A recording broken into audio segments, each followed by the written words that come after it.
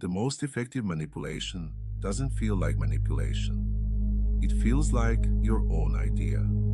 You agree to something you didn't want. You apologize when you did nothing wrong. You feel guilty, and you're not even sure why. Those aren't random moments. Sometimes they're strings. And the first step to cutting them is learning to feel them at all. Loneliness, fear, love, loss. The emotions we hide. You're watching the Njinji studio. Let's be clear about what manipulation actually is, because the word gets thrown around loosely.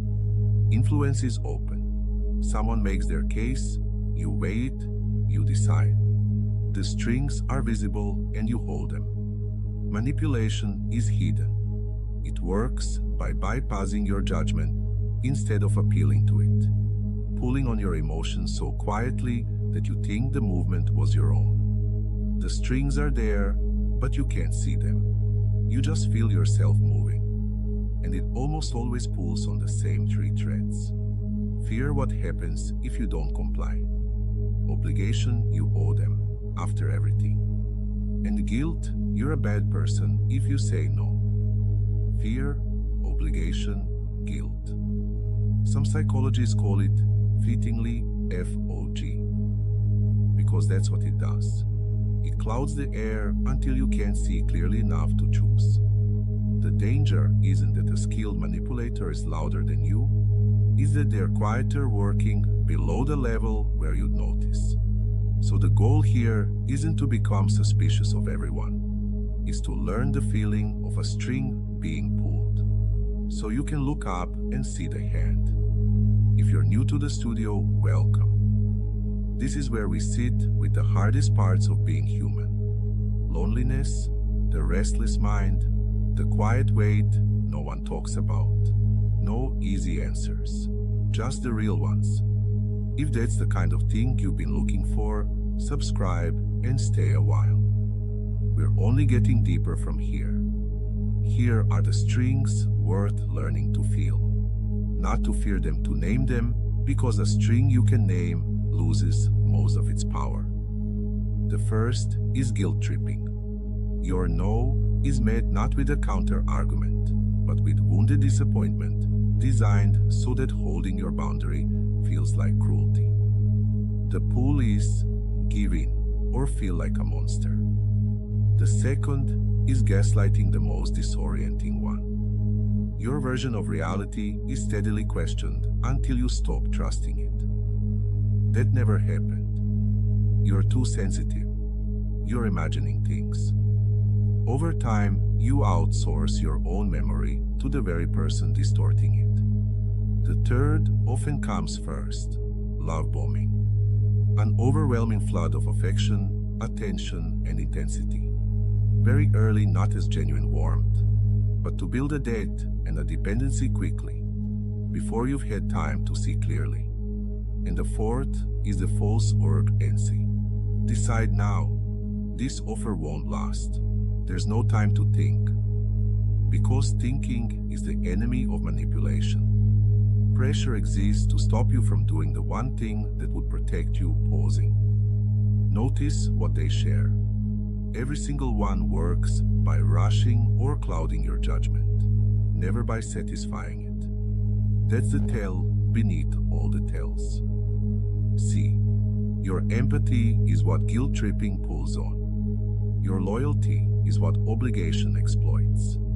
Your kindness is what makes you give the benefit of the doubt long after you should have stopped. You don't get manipulated because you're foolish. You get manipulated because you're decent. And a manipulator is someone who has learned to treat your decency as a handle. There's also a simple human reason we miss it. We don't want it to be true. Seeing the strings means admitting that someone we trusted, a partner, a parent, a friend, a boss, is pulling them. That's painful. So we explain it away. We make excuses for the hand. We blame ourselves for feeling the tug, which is exactly why awareness feels so uncomfortable at first and exactly why is the thing that sets you free. See, your empathy is what guilt-tripping pulls on. Your loyalty is what obligation exploits. Your kindness is what makes you give the benefit of the doubt long after you should have stopped. You don't get manipulated because you're foolish. You get manipulated because you're decent, and the manipulator is someone who has learned to treat your decency as a handle. There's also a simple, human reason we miss it. We don't want it to be true.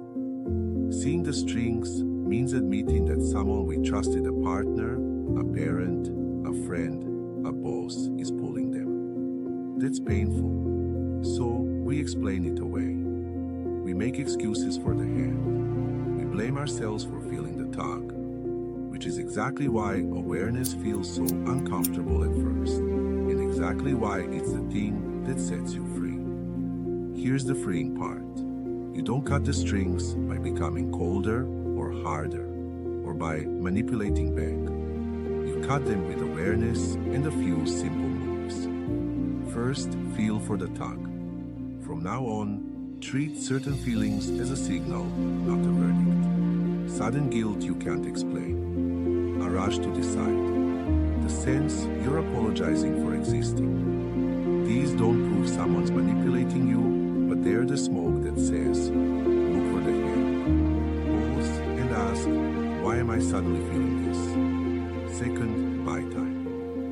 Manipulation needs speed, so your single strongest tool is the pause. Let me think about it and get back to you. A real, fair influence can survive you sleeping on it. A manipulation usually can't, which is why the pressure to decide now is itself the tell.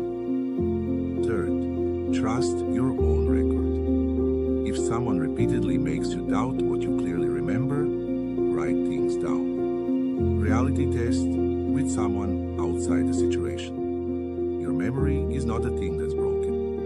In the deepest one, a clear, calm no needs no justification. Manipulation thrives on the endless explaining, the negotiating, the defending. No is a complete sentence. The moment you can hold a boundary without arguing for permission to have it, the strings have nothing left to pull. Because in the end, the string only works while you can't see it. The moment you look up and name it out loud, even just to yourself, the hand is exposed. And a manipulation that's been seen is already half undone. So here's my question for you.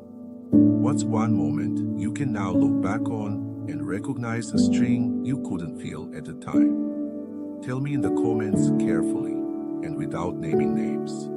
Sometimes seeing it once is what lets you feel it the next time. This is the Njinji Studio. Stories that stay with you.